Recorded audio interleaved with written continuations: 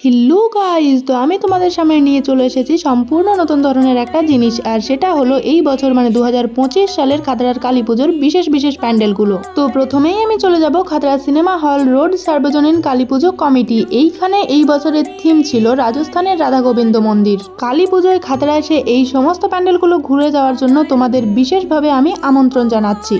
এইবার আমি চলে যাব আরেকটা প্যান্ডেল। আচ্ছা, এই প্যান্ডেলটা খাতড়ার কোন জায়গার আর এই প্যান্ডেলটার থিম কি ছিল সেটা যদি তোমরা কেউ বুঝতে পেরে থাকো বা জেনে থাকো, আমাকে কিন্তু অবশ্যই কমেন্টে জানিয়ে যেও। তার আগে তোমরা কমেন্টে জানাও তো দেখি আমার এই ভিডিওটা তোমরা কে কোন জায়গা থেকে দেখছো।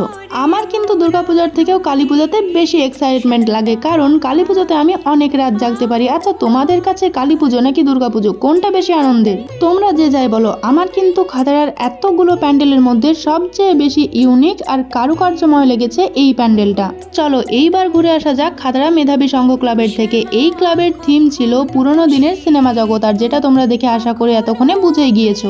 এই প্যান্ডেলের মধ্যে তোমরা কোন কোন নায়ক নায়িকার ছবি দেখে চিনতে পারলে সেটা কমেন্টে যারা যারা বলতে পারবে তাদের নামটা আমি নেক্সট ভিডিওতে শাউট আউটে নেব।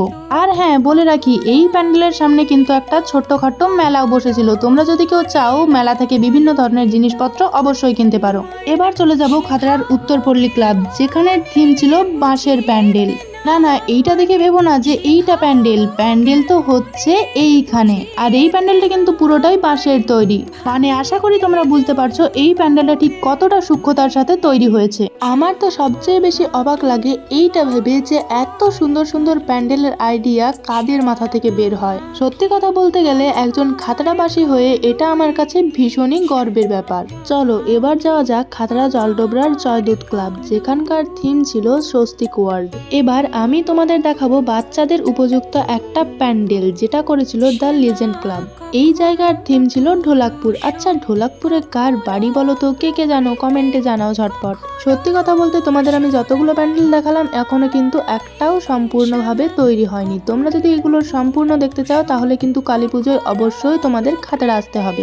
এই ভিডিওটা আমি শুট করেছি কালী পুজোর আগের দিন, কিন্তু ভিডিও করে সেটা এডিট করে পোস্ট করতে একটু তো লেট হয়ে যায়, তাই ভিডিওটা তোমরা দেখতে পাচ্ছ কালী পুজোর দিন। তাহলে কালী পুজোয় কে কে খাতড়া আসছো কমেন্টে জানিয়ে যেও কিন্তু।